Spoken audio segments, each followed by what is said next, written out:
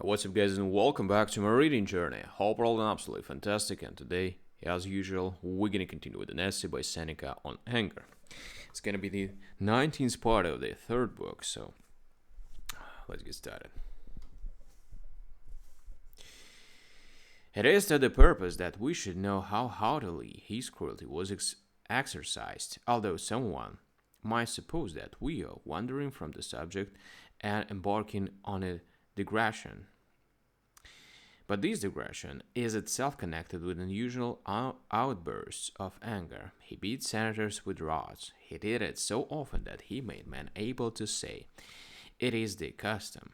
He tortured them with all the most dismal engines in the world, with the cord, with boots, the rack, the fire, and the sight of his own face. Even to these we may answer, to tear three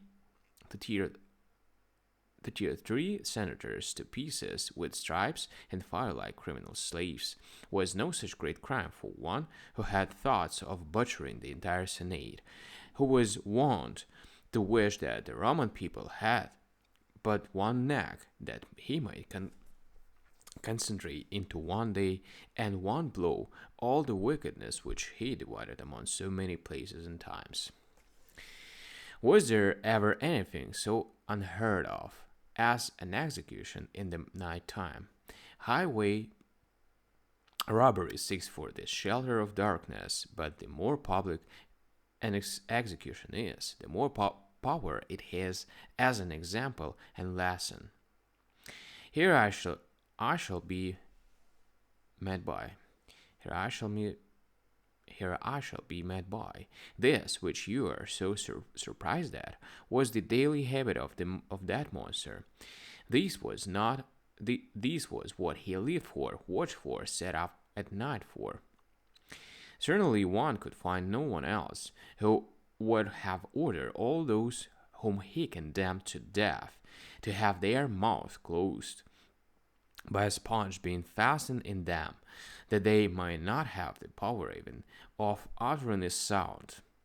What dying man was ever forbidden to groan? He feared that at the last agony might find to free a voice, that he might hear what would displease him. He knew, moreover, that there were countless crimes with which none but a dying man would dare to reproach him. When sponges were not forthcoming, he ordered the wretched man's cloth to be torn up and the rags stuffed into their mouth. What savagery was this? Let a man draw his last breath. Give room for his soul to escape through. Let it not be forced to leave the body through a wound. It becomes tedious to add to these that in the same night he sends centurions to the houses of the executed men and made an end of their fathers also. That is to say, being a compassion-minded man, he set them free from sorrow. For it is not my intention to describe the ferocity of Gaius, but the ferocity of anger, which does not merely vent its rage upon individuals, but rends in pieces whole nations, and even lashes cities, rivers, and things which have no sense of pain. That's a madness. Alright, guys, thank you for joining me today on this video. We're gonna continue tomorrow as usual. Thank you, see you, and bye.